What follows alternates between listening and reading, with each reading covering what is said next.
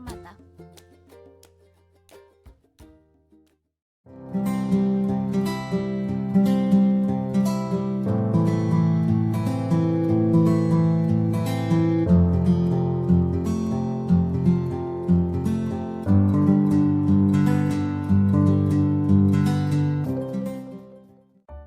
Mind mapping berjudul Mengenal Perbedaan Individu dalam Efektivitas Pendidikan. Pengertian perbedaan individu. Individu merupakan kesatuan yang terbatas, yaitu sebagai manusia perseorangan, bukan sebagai manusia keseluruhan.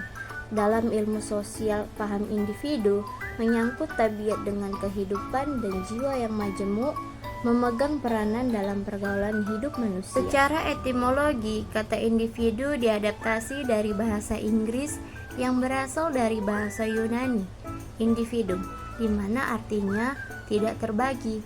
Secara istilah, individu merujuk pada suatu kesatuan yang paling kecil dan terbatas. Karakteristik perbedaan individu. Karakteristik individual adalah semua perilaku dan potensi yang ada pada individu yang muncul dari pembawaan dan lingkungan.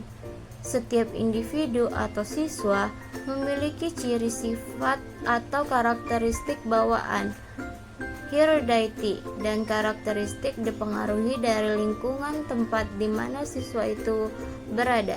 Sunarto dan B. Agung 2008. Yang ketiga itu perbedaan individu menurut Pak Rahali yang dijelaskan dengan saya sendiri. Dalam perbedaan individu selalu berkaitan yang namanya psikologi pribadi, menjelaskan tentang berbagai perbedaan dan persamaan siswa. Psikologi perbedaan siswa dalam pembelajaran dilihat bagaimana setiap siswa berbeda dalam hal berpikir, hal perasaan, dan hal bertindak. Selanjutnya di sini saya akan melanjutkan pembahasan mengenai sumber-sumber perbedaan individu. Yang pertama itu ada sumber bawaan siswa, yaitu bersumber dari bawaan merupakan faktor-faktor biologis yang diturunkan melalui pewarisan genetik oleh orang tua. Pewarisan genetik ini dimulai pada saat terjadinya pembuahan, yaitu ketika sel reproduksi perempuan yang disebut ovum dibuahi oleh sel reproduksi laki-laki yang disebut spermatozoon. Hal ini terjadi kira-kira 280 hari sebelum lahir. Dalam masing-masing sel reproduksi, baik itu spermatozoon atau sel reproduksi pada laki-laki maupun sel turun atau ovum, terdapat 23 pasang kromosom. Kromosom sendiri adalah partikel seperti benang yang masing-masing di dalamnya terdapat untaian partikel yang sangat kecil, yang disebut oleh gen. Gen inilah pembawa ciri bawaan yang diwariskan orang tua kepada keturunannya menurut Prolog 1995. Selanjutnya itu ada sumber lingkungan siswa. Lingkungan merupakan salah satu faktor yang mempengaruhi terhadap pembentukan dan perkembangan perilaku individu, baik lingkungan fisik maupun lingkungan sosio-psikologis. Termasuk di dalamnya adalah belajar. Terhadap faktor lingkungan ini, ada pula yang menyebutnya sebagai empirik yang berarti pengalaman. Karena dengan lingkungan itu, individu mulai mengalami dan mengecap alam sekitarnya. Manusia tidak bisa melepaskan diri secara mutlak dari pengaruh lingkungan itu, karena lingkungan itu senantiasa tersedia di sekitarnya. Nah, yang ketiga itu lingkungan dalam bentuk dinamis. Keadaan sosial ekonomi orang tua, lingkungan yang ada dialami oleh anak dalam keluarga dapat mempengaruhi perbedaan anak atau siswa. Umpamanya pendidikan orang tua, pekerjaan orang tua, penghasilan orang tua, terlihat perbedaan satu dengan yang lainnya. Selanjutnya, pola asuh orang tua adalah pola perilaku yang digunakan untuk berhubungan dengan anak-anak. Pola asuh yang diterapkan tiap keluarga berbeda dengan keluarga lainnya. Nah, yang ketiga itu budaya merupakan pikiran. Akal budi, hasil atau dapat juga didefinisikan adat istiadat. Budaya dan kebudayaan sebagai sebuah rangkaian tindakan dan aktivitas manusia yang berpola. Dan yang keempat itu urutan kelahiran. Walaupun masih terdapat kontroversi, beberapa penelitian membuktikan karakteristik keberbedaan seseorang ditentukan salah satunya oleh urutan kelahirannya. Baiklah, saya akan menjelaskan tentang macam-macam perbedaan individu. Yang pertama itu ada perbedaan jenis kelamin dan gender. Jenis kelamin bukanlah prediktor yang baik untuk kemampuan-kemampuan akademik, minat atau karakteristik emosional. jenis kelamin dan gender sering dipertukarkan dan dianggap sama. Jenis kelamin menunjuk pada perbedaan biologis dari laki-laki dan perempuan. Sementara gender merupakan aspek psikososial dari laki-laki dan perempuan. Perbedaan antara laki-laki dan perempuan yang dibangun secara sosial budaya. Yang kedua itu ada perbedaan gender dan prestasi di kelas. Proses belajar gender muncul pertama kali anak masuk sekolah. Munculnya perbedaan gender di dalam kelas.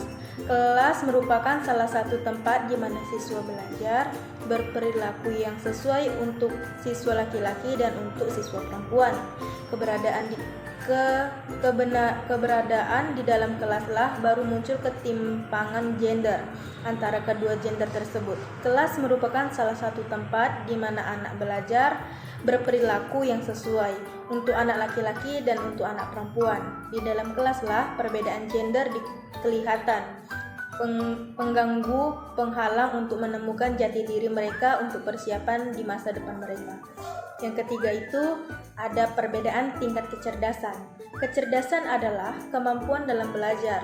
Kemampuan umum didefinisikan sebagai prestasi komparatif individu dalam berbagai tugas, termasuk memecahkan masalah dengan waktu yang terbatas. Lebih jauh dari itu, kemampuan juga meliputi kapasitas individu yang memahami tugas dan untuk menemukan strategi pemecahan masalah yang cocok, serta prestasi individu dalam sebagian besar tugas-tugas belajar. Perbedaan kecerdasan dapat dipahami dari perbedaan skor IQ yang dihasilkan dari hasil tes kecerdasan. Pengukuran kecerdasan manusia mengikuti suatu distribusi normal. Skor tes kecerdasan bergerak dari mendekati 0 sampai 200 dengan rata-rata 100. Yang keempat itu ada gifted. Gifted adalah seseorang yang memiliki skor tes kecerdasan di atas 130. Sebuah penelitian penting tentang anak-anak gifted telah dilakukan dengan menggunakan tes Stanford Binet. Yang kelima itu ada anak keterbelakangan atau retarded.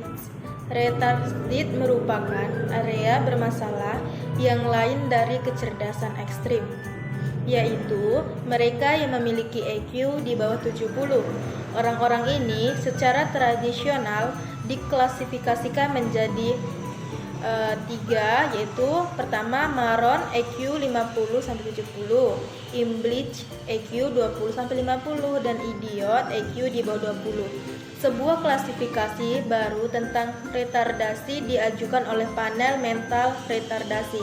Klasifikasi ini membagi retardasi menjadi mild, moderate, severe, dan perbedaan kepribadian dan gaya belajar. Kepribadian adalah pola perilaku dan cara berpikir yang khas yang menentukan penyesuaian diri seseorang terhadap lingkungannya. Akson tahun 1996. Yang pertama ada model Big Five.